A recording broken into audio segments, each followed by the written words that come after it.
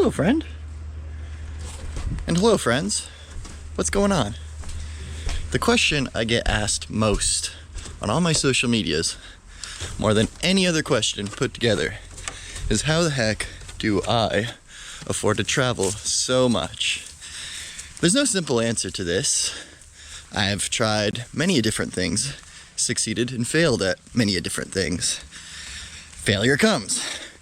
That's why I'm here back home living with my parents, because my money was low, getting my money back up, about to go travel and make a bunch of great films for y'all. But within the last 3 years of me traveling around trying new things, I definitely have gained a lot of knowledge on the topic, know a lot of strategies and a lot of different ways about how you could travel for long periods of time, even full time. Come on then. So let's break this down into 3 categories. The first being, how can you stretch your budget as far as you can and travel for cheap?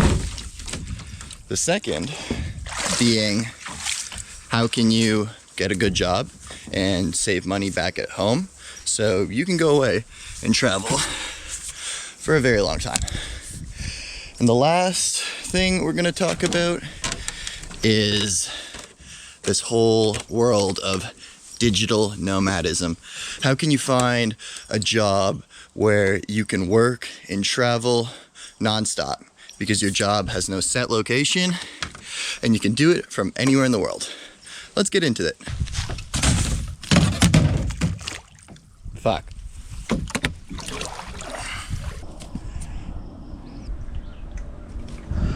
All right, let's say you just quit your job, you have a bunch of money saved, you're looking to go away for as long as you can, and you want to stretch your money as far as you can.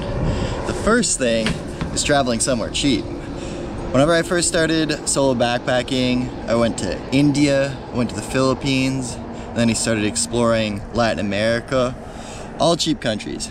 But maybe you want to go to Europe, and those places are a little more expensive. So regardless if it's an expensive country, let me give you some tips to spread your money as far as you can. I like to believe there's 4 main categories: your accommodation, your food, your transportation, and your entertainment. But I think there's one category that no one talks about, which is partying. And that can sink up a lot of your budget if you really like to party. Like, a lot of backpackers love to say, oh, you could go to Southeast Asia on $30 a day. These are the same people I see going out spending $60 every night. And maybe that's your thing, but you could get stuck in these party towns and end up partying for 2 weeks straight and blowing all your money. If that's your thing, I'm not judging you. I just want to warn you of this hidden category that can sink a lot of your money and have you miss out on a lot of good experiences. But I mean, a lot of good experiences can come from it as well. So take it in stride. Maybe it's your thing, maybe it's not. You've been forewarned. For accommodation, I like to stay in hostels. You can find them anywhere from $10 a night, and they're always a great place to meet new friends. Say you go to a hostel and you meet a bunch of people, then you and all your new friends could go chip in on an Airbnb and all cram into this one Airbnb, and maybe you're paying like a little bit extra, maybe like $15 a night, but for more comfort. And as far as hostels go, yeah, you're sacrificing a little bit of privacy, but the return is so great. Like, I've stayed at hostels that have nicer pools and bars and just general accommodation than some hotels. You can always get a private room too if you want to splurge. Why did I do this right by the highway?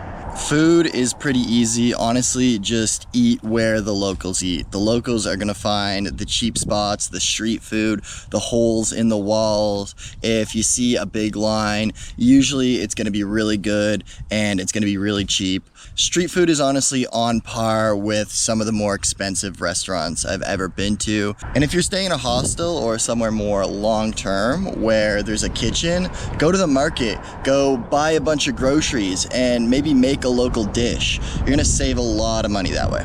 Next is transportation. This really depends on your route. Maybe pick out a route where you're not hopping all over the place and you need to buy flights or long buses. And if you're traveling slower, you're staying one place at a time, you're getting to know a community, maybe you're doing less activities, you're doing more local things, you're gonna be spending a lot less money this way. But when you do have to take that local transportation, try things like taking the local bus. In Guatemala, they have chicken buses. They call that literally because people bring their chickens onto the bus. And yeah, there's a little bit of comfort you gotta sacrifice there versus a tourist bus, but the experience is so worth it because you're surrounded by all these locals and you're witnessing what the locals do. Last is entertainment and activities. If you follow me here, you know a lot of the stuff I like isn't necessarily things that cost money. I like to go explore around a city. I like to go wander around local markets. I like to make local friends. I like to skateboard. This isn't expensive stuff. But sometimes you're gonna be presented with an opportunity to do something that might be a little over your budget, and you have to ask yourself, is it worth it? For example, whenever I went into the Amazon, the amount I spent there might be the same as my normal week or 10 days of budget. But I gotta tell you, even just for those 3 days, it was well worth it. So you gotta kind of ask yourself, okay, this will sink up this much of my budget. Is it worth it? If it was something else, maybe some people wanted me to go skydiving. For me, that's not where I get my thrills. It might not be worth it. But just because something is more expensive and over your budget and might have to cut your trip a little bit, you have to ask yourself if it's really worth the experience and you really want to do it. For me, the Amazon was, and I'm super glad I did that.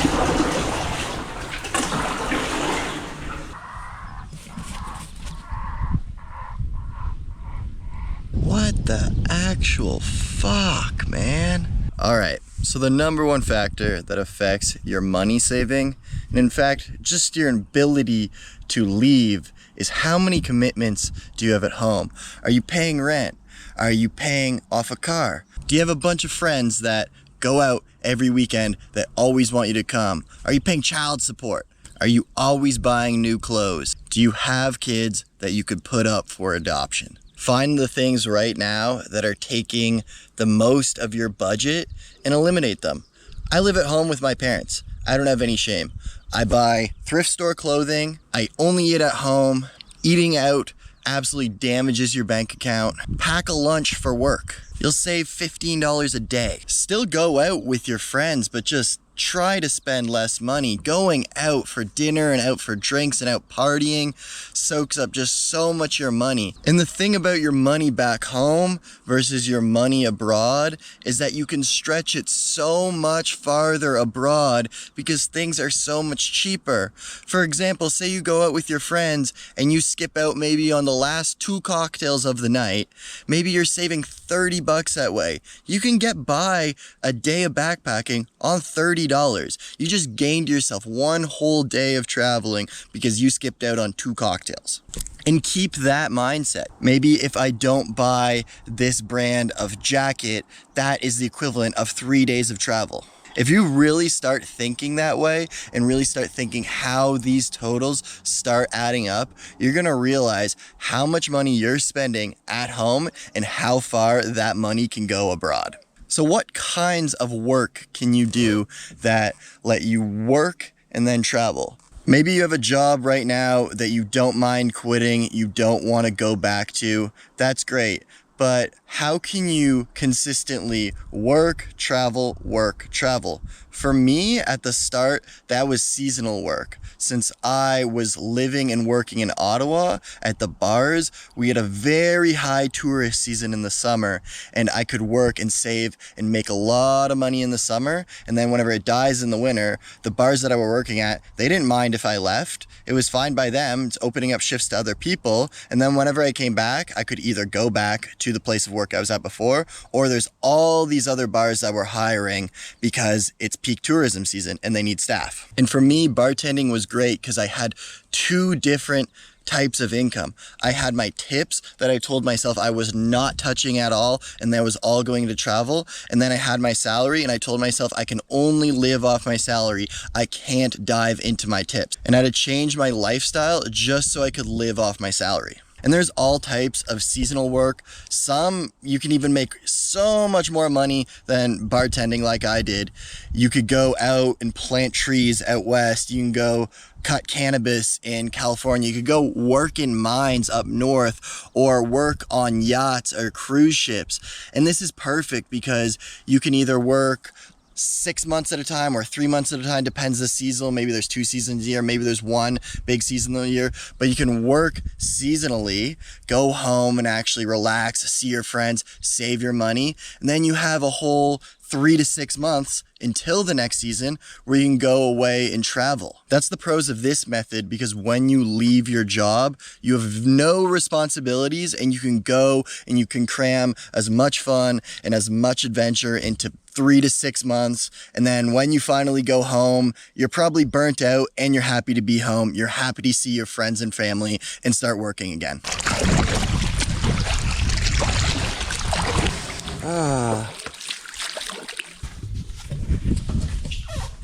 I don't know about that. Portage? Portage.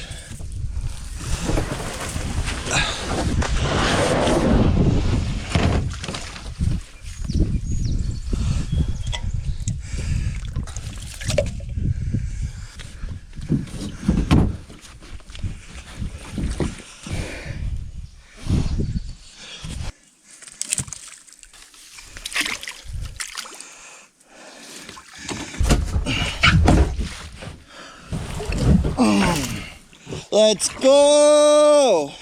Next category, traveling and working full time. Let's piggyback off the last thing I said about if you were working at home, you gotta go for 6 months, come back for 6 months, you get burnt out, you gotta go home. That sometimes, for some people, is better than just traveling all the time and working all the time. Say you have a full-time job, then you're on 5 days a week and you only have 2 days off. Sometimes a better alternative is just to work 6 months and go travel 6 months, because you have all that time to travel. You have no obligations, nothing like that. I still want to sell being a digital nomad to you, but I think that is one thing people don't realize, and I want to give you the pros and cons of both options. At the same time, it's absolutely amazing when you can be out traveling all year long. You don't have to go home. There's always a steady influx of money coming in. So how do you be a digital nomad? This in itself could be its own video, and I will give you a quick rundown of how I did it. I think the best way is to develop a digital skill that you could do on either a freelance basis or work for a company, maybe on their team on salary, or just even on contract. And there are other ways. Maybe you're a trader, maybe you're a content creator, know a little bit about that. But let me talk about what I know, which is developing a digital skill and getting a job from that. There are so many digital skills you could develop. I do social media management and video work, but you could be a UX designer, a graphic designer, a software engineer, e-commerce manager. The list goes on and on. I encourage you to Google your options and think about the ones that work for you. Do you have any knowledge in that field already, or are you interested in it, or do you think you can develop those skills? So now that you have your field picked out, let me tell you what I did from my experience. So I wanted to do digital production and social media management, and I already had a little bit of experience as far as video goes. I've been doing this YouTube stuff a couple years back. I was doing short documentaries. I made a really fun documentary of a sailing trip I did. I grew up skateboarding and was always behind a camera or in front of the camera and using editing software. And through all these different things, I ended up building a portfolio that that I could use to get an entry-level job. And whenever I say entry-level job, it was in fact like the most entry-level job you can get. I started as a paid internship. I was making basically Canadian minimum wage, but working for a startup as a paid intern, and it was a summer internship, but it was completely remote, and the company didn't care that I left and I went to travel South America while I was doing this paid internship. That being said, those opportunities, even an internship, might not come right away. You're gonna have to sacrifice a little. Maybe do freelancing for very, very cheap, or even free. If you're a graphic designer, make logos for your friends for free. Anything to build that portfolio, build that resume, so whenever you go to big companies or people you want to freelance for, you actually have work to show for them. Eventually, after my internship, I got hired, and I was really proud because that was like the gateway into being a digital nomad. I was hired by this company, and I realized I could now work and travel for basically as long as my employment lasted. Listen, don't get too high in these highs, but don't get too low in the lows.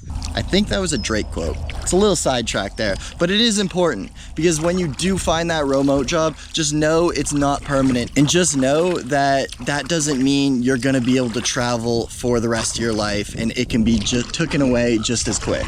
But anyways, I wasn't overly stoked on the job I was doing with the internship. My salary wasn't increased from just a little bit over minimum wage, and I really wanted to look into fields within social media and digital production that I'd actually enjoy. So I quit that job, and I thought I'd find a new job easily. And I didn't, and I had to move home and move in with my family. So I got a chance to come home, apply my skills, develop my skills, find a new job, and now I'm ready to leave again, and I couldn't be more excited. That's just my experience of finding remote work and finding a digital skill I could do from anywhere in the world. But even if it's unique to me, I think it is very similar to the route that many digital nomads take. You have to find something that you're good at, something that you're passionate in, and something that has longevity where you're always gonna find work in. And a lot of times with how quick the internet is changing, it's not going to be something you went to school for. I went to school for geography, and now I work in social media. So just because you have a degree doesn't mean you're going to be able to find a remote job within that degree. And I encourage you to start looking into these different kinds of fields and sectors and skills and develop one of them so you can end up finding a remote job. And once you get a job where you don't have to go home, you're completely location independent, there are so many perks to the lifestyle, even if you have to work full-time hours. I think that side of travel, the digital nomad side of travel, you really get to slow down. You really want to settle in one place because you are working a job. You don't always want to be moving around because of work. And you really get to know the culture, the lifestyle, maybe learn a language. So if that side of travel really appeals to you, where you're doing it slowly, maybe you're living somewhere, you're getting to know the culture, you're making local friends, definitely look into digital nomadism. If the side of travel that's more go, you're doing activities, you're jumping around, maybe you're doing backpacking, hostel life, stuff like that, maybe the best alternative for you is just to work 6 months at a time and leave for 6 months at a time. I've tested both, and honestly, I like both. And I think this time around, I do want to go into more long-term travel, since I always want to consistently be posting on YouTube. But at the same time, I do really like that lifestyle. I like getting to know a place. I like getting to know a culture, a language, and I've only experienced it for a little bit with my last job, so I'm excited to get going again. All right, I think I hit all the key points there. I could ramble on for some of those points for hours, but if you guys still have any further questions, leave them below. I'll try to answer them. Like I said, I'm moving on, got a new job, and I'm going to start traveling again and constantly uploading, so stick around for that. Thank you guys. Peace.